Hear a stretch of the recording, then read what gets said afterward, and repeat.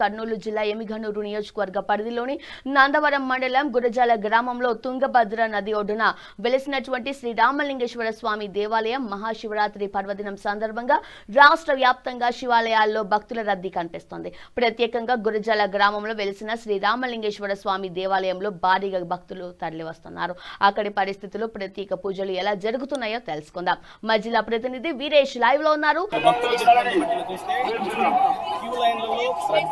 నియంత్రించడానికి ప్రయత్నం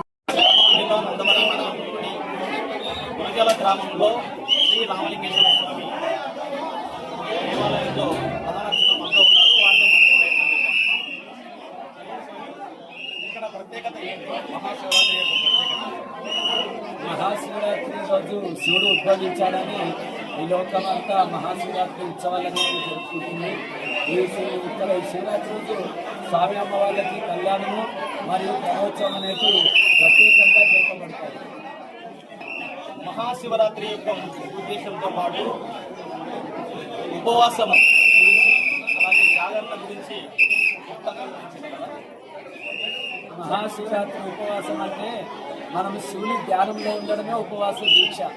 శివ శివ ఓం నమ శివ ఓం నమ శివ అని కూర్చుంటే ఈ శివరాత్రి రోజున మనకు కైలాస ప్రాప్తి అనేది కలుగుతుంది. ఆ ప్రకారంగా శివరాత్రి రోజు ఉపవాస దీక్ష అనేది పాటించాలి.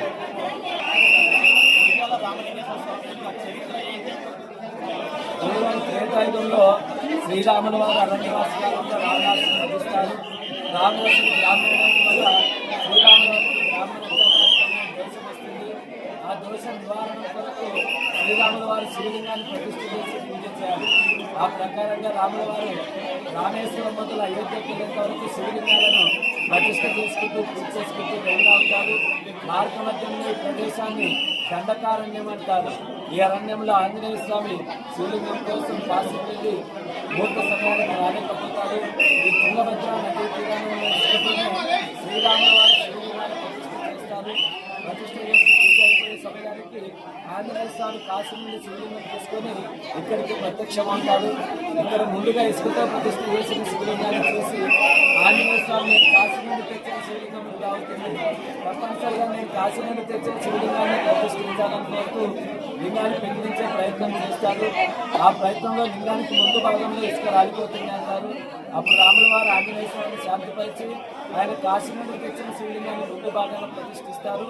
భక్తాదులు ముందు కాశీ ఆంజనేయ స్వామి ప్రతిష్ఠించిన కాశీలింగాన్ని దర్శించిన తర్వాతనే రాముల వారు నేను చేసిన ఇసుకలింగాన్ని దర్శిస్తారని ఆంజనేయ స్వామి శాంతింపచేస్తారు.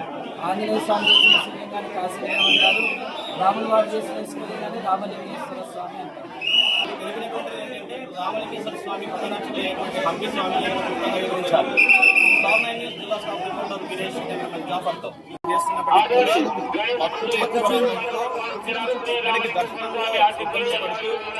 దర్శనం చేసుకుని వచ్చామంటున్నారు.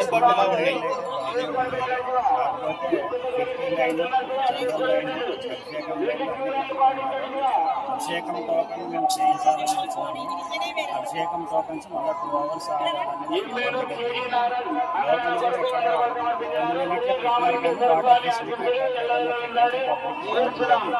ఇక్కడ కూడా ఎవరిని కూర్చోనియడం లేదు. మనం దేవస్థానానికి ఒక 2 నిమిషాలు కూర్చోనాలనే వస్తాము.